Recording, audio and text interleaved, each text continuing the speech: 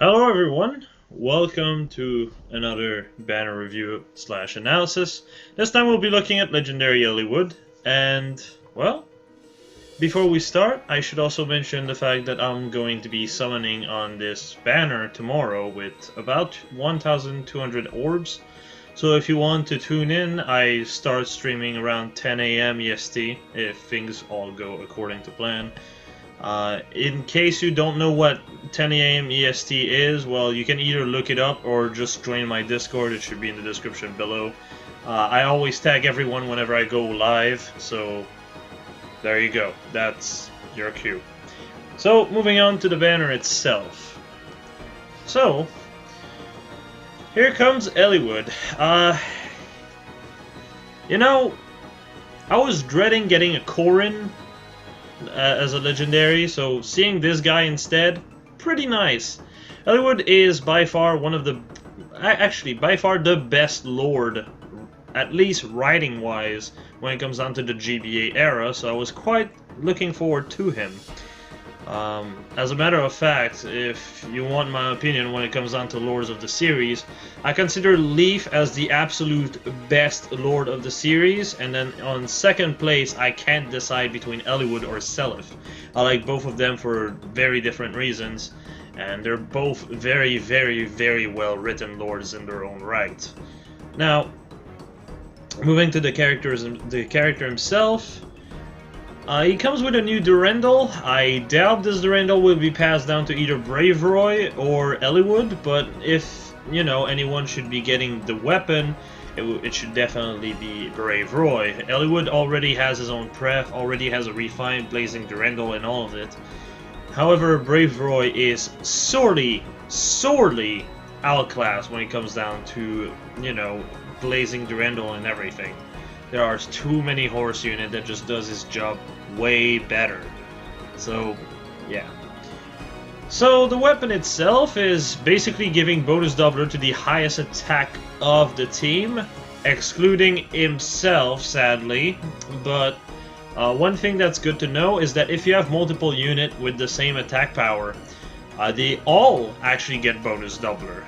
This is completely shown when it comes down to Eliwood's LHB, where they decide to make, I believe, Lunatic and higher difficulty.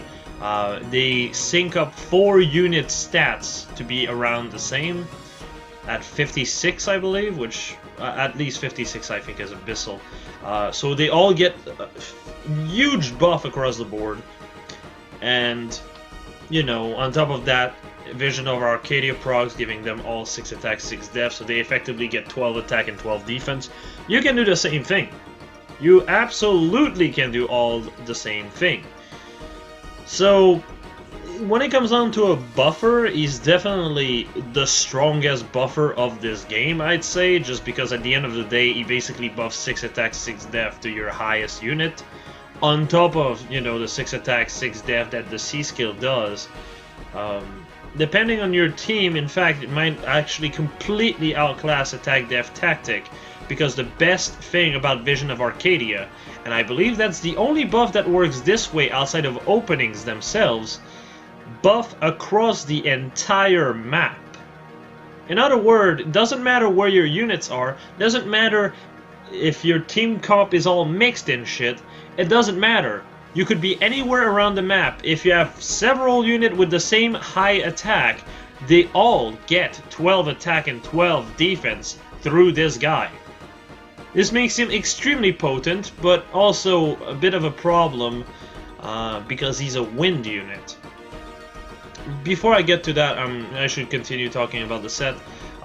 Death Blow 4 is not bad. I'm kind of surprised it does not come with Swift Sparrow 3. Because, believe it or don't, but apparently horse units can absolutely use this. Brave Lyn can also use this. In fact, every Mage Cav can use it also, so...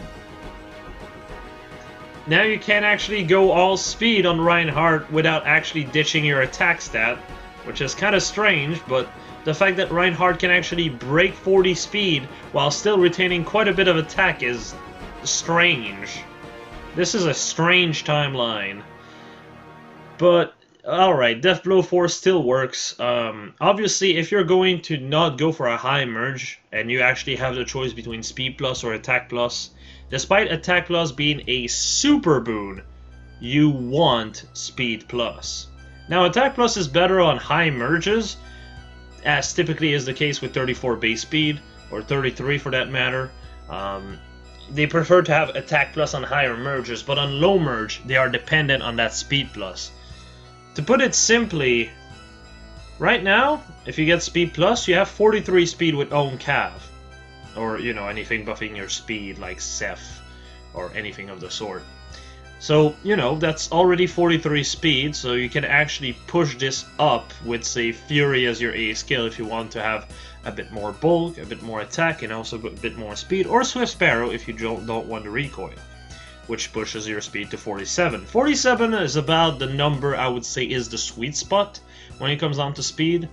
It's the most consistently helpful. After that, you start to get more and more, what's the word, diminishing return out of speed. So having Speed Plus is ideal, but if you're at plus 10, with Speed Plus, you suddenly, you know, with say Swift Sparrow, you actually hit 51, which is overkill. So at that point, it's better to just ditch Speed Plus altogether and go Attack Plus instead. I don't tend to really explain why Attack Plus is better on higher merges and why Speed Plus is better on low merges for quite a few units, but I'd figure I'd point this out because, I mean, there's quite a few people who actually don't understand where I'm coming from when I say that, you know, speed can be overkilled. Other than that, he also has Chill Attack. Chill Attack can be decent support, I suppose. Ideally, I would have thought that he would have gotten Mystic Boost, but I suppose that was wishful thinking. Mystic Boost would work perfectly with his stat line, so I don't know. I don't fucking know. Moving to comparison, obviously, first off is Sigbert. Surprising no one, except the ones that forgot that he actually is in the game. Sigbert had the absolute best Sword Cav stat line of the entire game when it comes down to pure stats alone.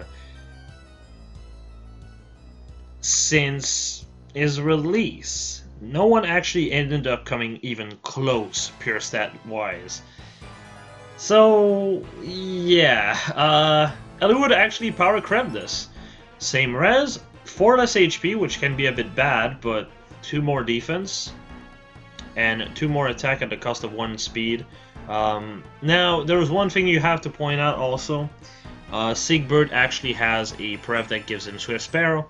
Now, if you really want that weapon, you could just summon Sigrun on a rerun and refine that weapon to attack on Eliwood, and you basically have the very same weapon with the same might, the same effect, but with an extra 5 HP.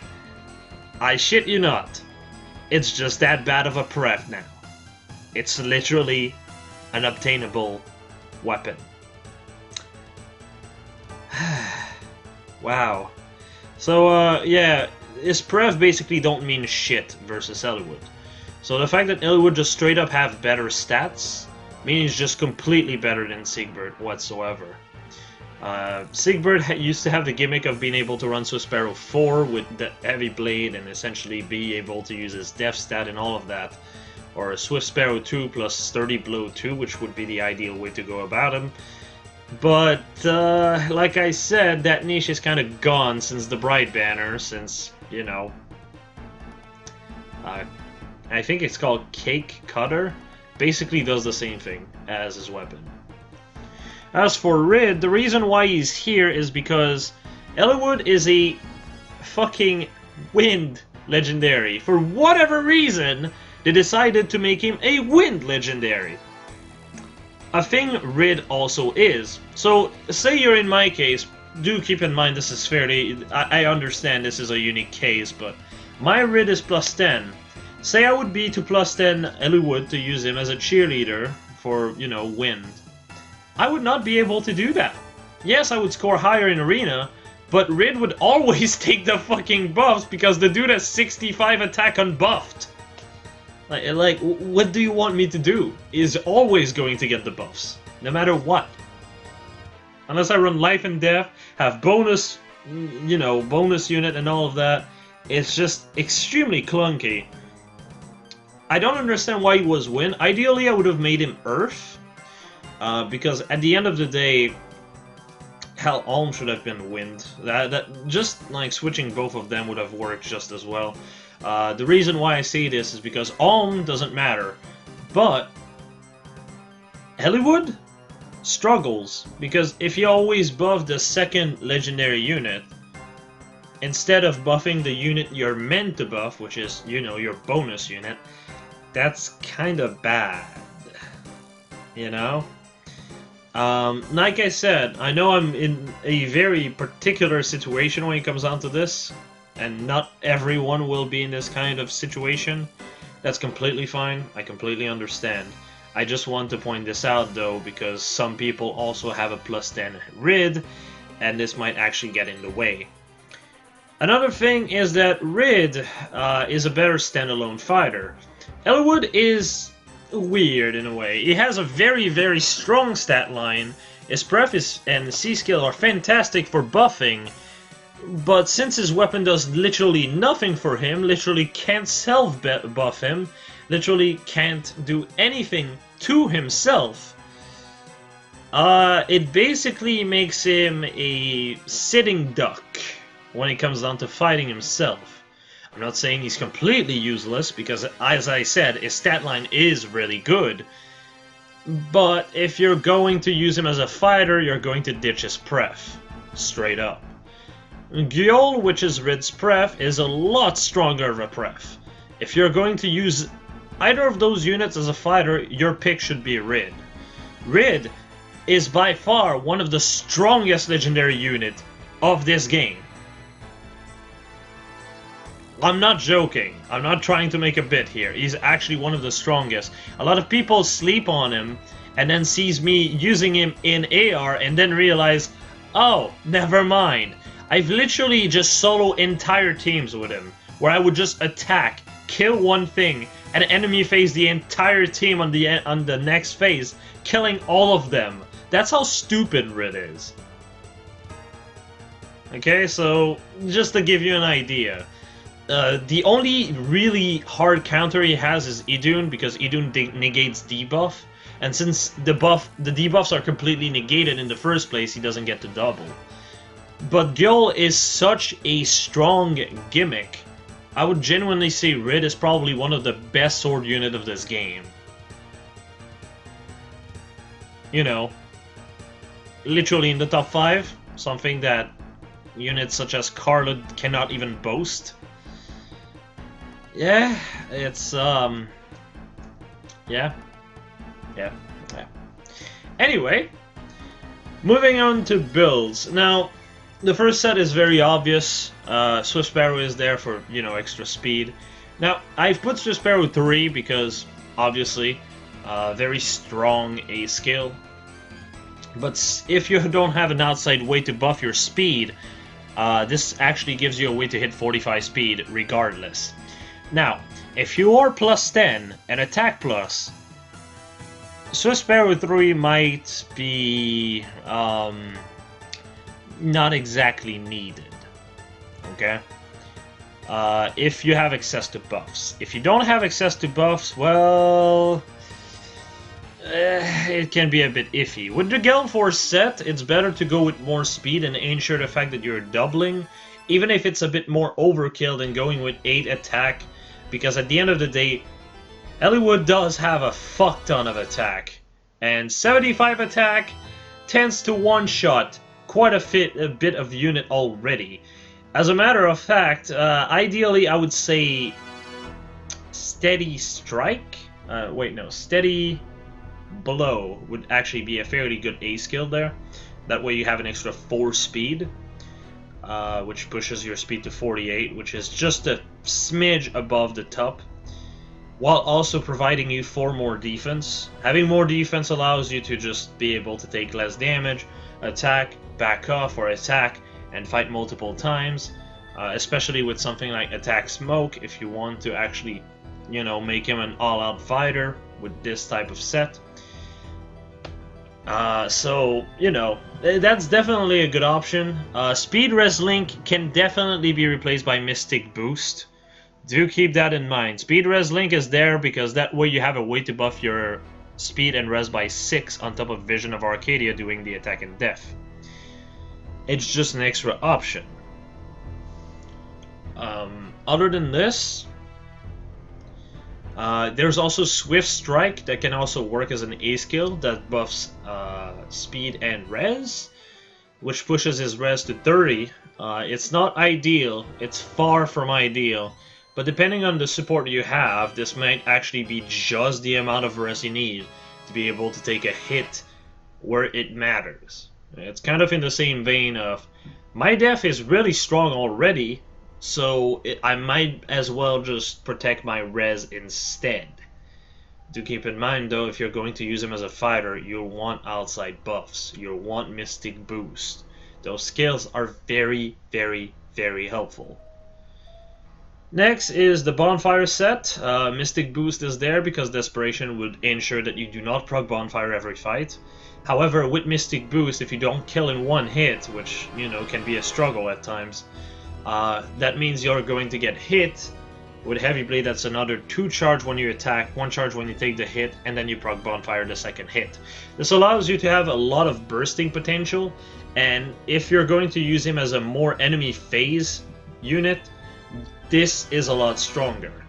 That said, if you're going to go with Bonfire, Wodao is also a good option, ironically enough. Like I said, Ardent Durandal is a dead-on-arrival weapon as far as a fighter goes. So having something like, Wodao with Mystic Boost is just an extra 10 damage. And even if you just refine it to attack, that's fine. At that point, you still have 3 less attack, but 10 more damage of true damage, which is damage that cannot be lowered by combat disadvantage. So, a bit better than 3 attack, isn't it? Especially if you proc Bonfire every fight like you do here. Or you could also refine it to res, which, you know, pushes your res to 30, and if you have Swift Strike, like said earlier, that's 34 res. 34 res with 43 def is actually very workable. So, yeah. Moving on to the second set, which, surprising no one, is a Slaying Edge, refined to res, because res is his main weakness. Fury Desperation with Gale Force, that's also a set that can work just as well as the other one. This pushes his res up to 34, and also 47 defense, while his speed is also already at 48, which means that doubling is not too big of a problem. And his attack is also at 68, which is a bit less than before, but also means that, as I said before, Gale Force is a lot more consistent. So overall, a fairly decent set, and if you feel like investing more, and going for Fury 4, which should be back either next month or either next month or the one after, then that's definitely a good investment. Even Fury 3 is also a decent good pick here. So yeah, keep in mind Speed Plus is better on low merge because it's not Swift Spare with 3. So Speed Plus will do you better at +0. Speed Plus will hit 47 speed, essentially, at +0. The higher you merge, though, the more you might want to reconsider switching to an attack boot. Now for the last one, this is a DC set, going with Res Plus, of course, and Slaying Edge. This pushes your Res to 33, 39 against mages, which are the main threat here. Do keep in mind, if you have any kind of fear when it comes down to dealing with dragons, Naga support is really, really good.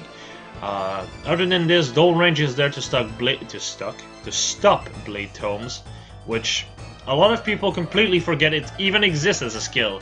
But yes, Dole Range is really strong against mages. It completely shuts down most of them, in fact. So this is a good option if you want him to be more of an all-rounder. Now that we're done with builds, let's talk about the banner. Now, I've changed the layout a little so it's a bit more visible. Please give me some kind of feedback when it comes on to this. I don't know whether or not it's better or not, unless people actually tells me about it. So, alright then. So this banner is a bit strange. When it comes down to unit choice, it's not great. As a matter of fact, if you really like Eliwood and you want to have more bang for your buck, do not summon on this banner. I genuinely think this. If you want to summon for Eliwood, wait for 1E gets reran.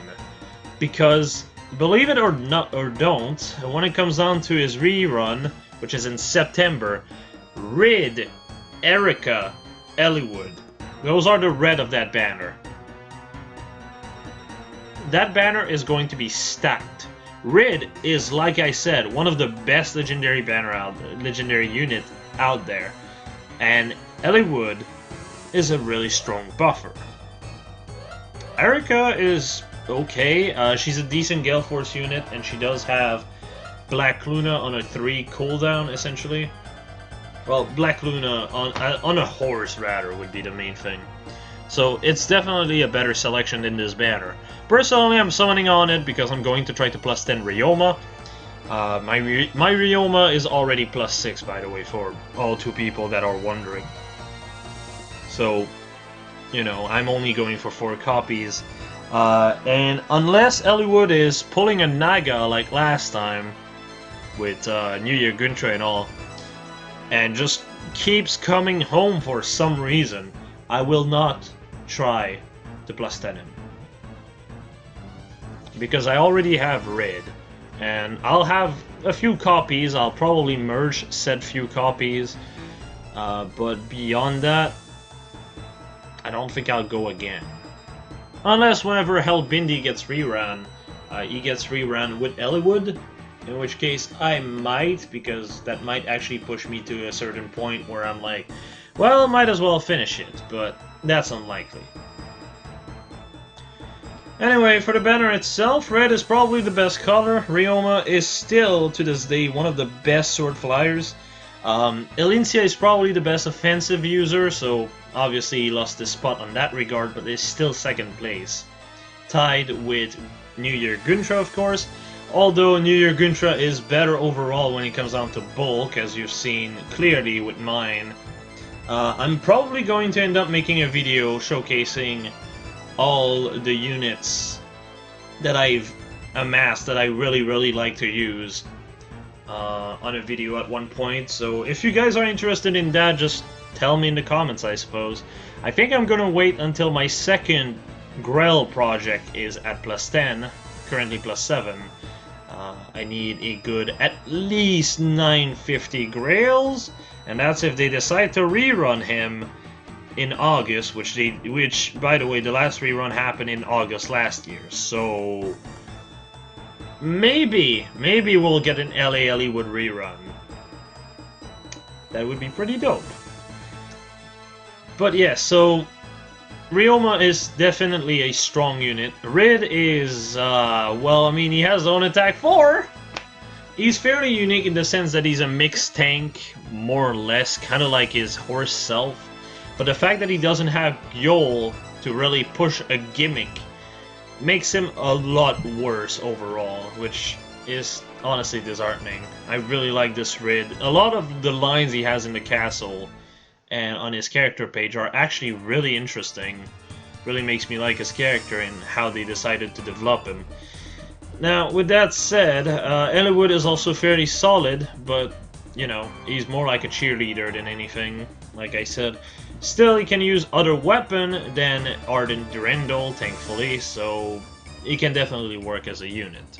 Red is probably the best color of this banner, by the way. If you're going by color, red is the best, blue is the second best, green is the third best, and colorless is absolutely unbearable. So, moving to blue. Ephraim is still the premium Gale Force unit of this game when it comes on to lance horses, lance calves. Sporting a lot of attack, a weapon that basically gives him guaranteed follow-up as long as he's alone.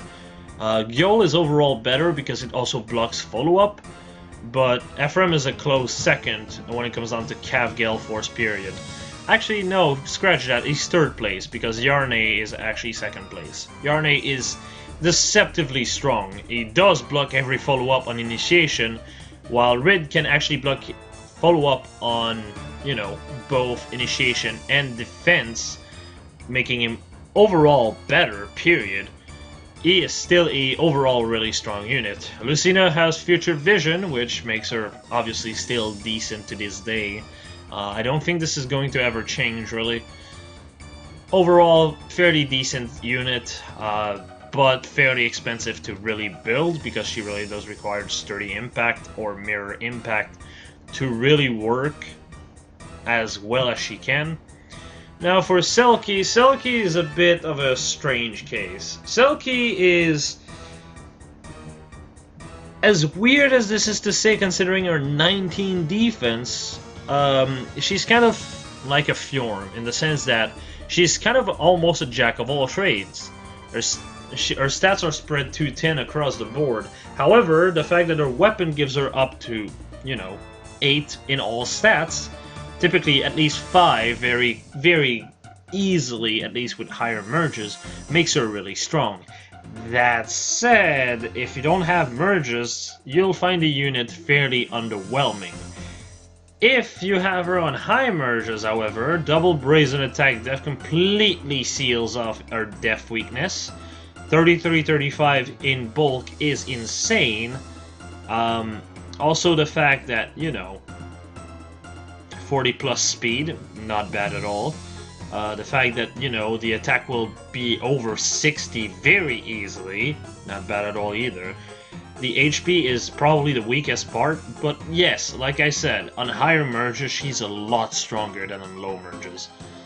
More so than most unit. Most unit definitely gain from merges, but very few units will gain from every point they get.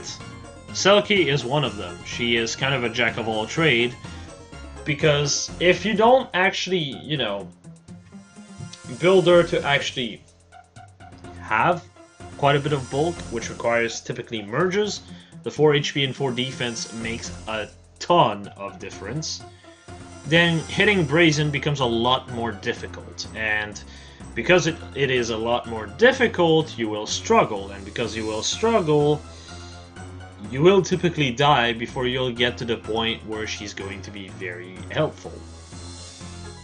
Moving on to Goodra. Goodra is a very particular case of a legendary unit that has aged extremely well. Extremely well. Blizzard is a very, very good weapon now, which is ironic because on launch I would genuinely say it's one of the dumbest pref I've ever seen. But nowadays we live in an age where debuffs are very easy to apply, where we have chills, just debilitating unit for 6 attack and speed.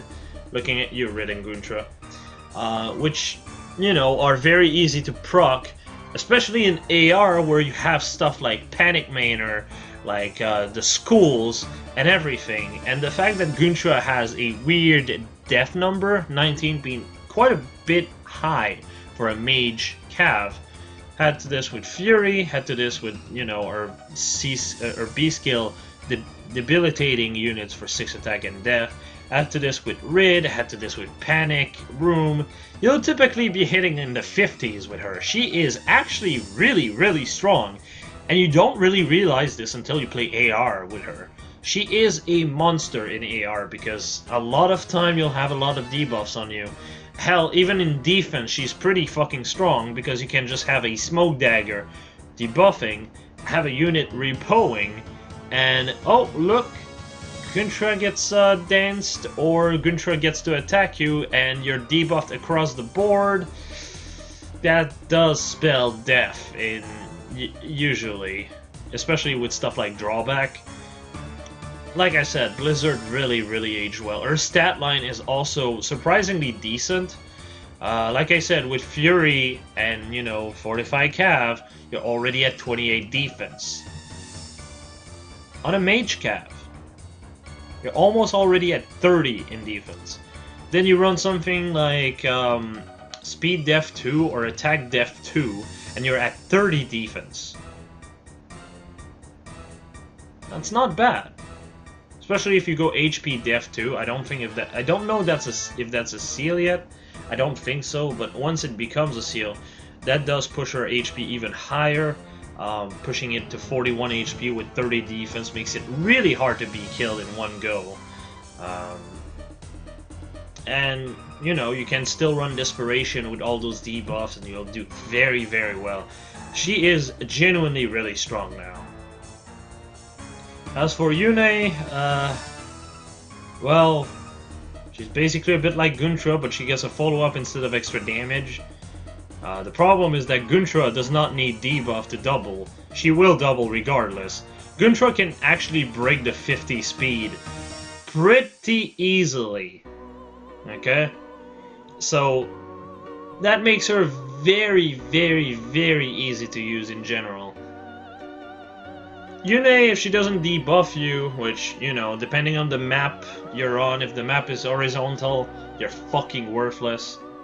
If it's vertical, you have a chance to actually succeed. It's just overall kind of mediocre, if I'm being honest. Yone is a decent-ish unit, but definitely a step down from Goodra, ironically enough. As for Inoka, she has a really good weapon to inherit to people. Other than that, doesn't really have a whole lot going for her. I believe she has a pretty decent C skill as well. And that's kinda it. As a unit, she's fairly underwhelming. 54 bulk overall is just very bad. She does have, in a weapon, adaptability removal. So, you know, dragons can't hit her defense. Which, obviously, is pretty nice, but if that's all you've got, it's not really going to go far. Honestly, I really wish Summer Goodra was an infantry unit, because that dagger would probably be what I would have used. Sadly, she's a cav, so I couldn't really do what I thought I would do. Oh well. Next up is Grima. Grima is probably the second worst legendary unit of this game. So that's kind of a bad start. She's also kind of like a Fjorm. She is definitely the type of unit that gains a lot, and I mean a lot from merges. And if you don't have merges, she's going to be horrible. That's just the nature of the unit. So it's kind of depressing, honestly. I'm not saying this to say that, you know, she's complete garbage, but her stats are stretched too thin across the board. And unlike units such as New Year Goodra, who kind of has that, but kind of prioritize and fix their attack stat and def stat before putting so much point into def and res, you know, essentially, Goodra's stat line is basically take 1 HP and 3 defense point, and that's 4 points, put 2 in attack, 2 in speed. That alone makes her a lot easier to use. It doesn't help that you're colorless. If you're colorless, you will struggle in the sense that colorless don't have any advantage. So if your stats are bad, you're going to have a bad matchup against everything. If you had that stat line on, say, a grain, at least you'd be doing well against blues. Even on low merge.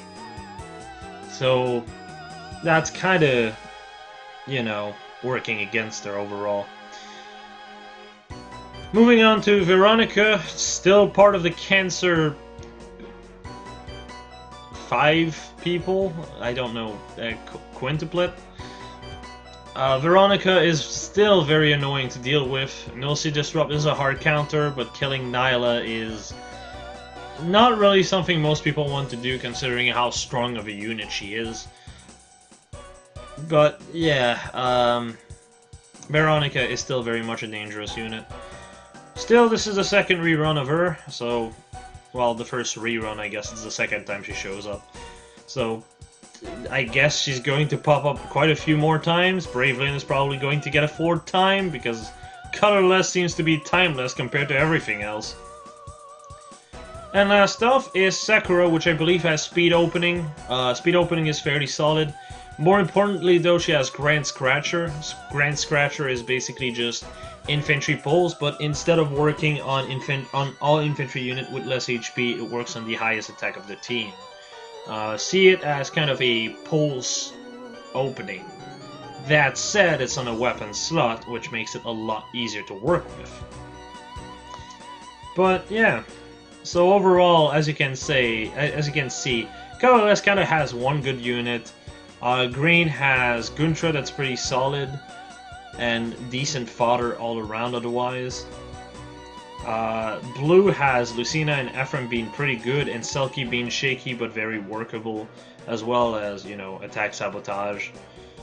And Eliwood, Ryoma are both strong unit. Red does have a 300 SPC slot, which makes him a lot more valuable fodder-wise than basically most unit of this banner, if not all of them, unless you have a specific project in mind. So Red is by far the one that's looking the best. Still, like I said, if your goal is Eliwood, wait for his rerun. It's going to be a lot better. Other than that, I suppose we've reached a conclusion. So what do I think about Eliwood? He's a solid unit. He's mostly going to be solid when it comes down to, you know, arena, if you don't have a unit like Rid in the way.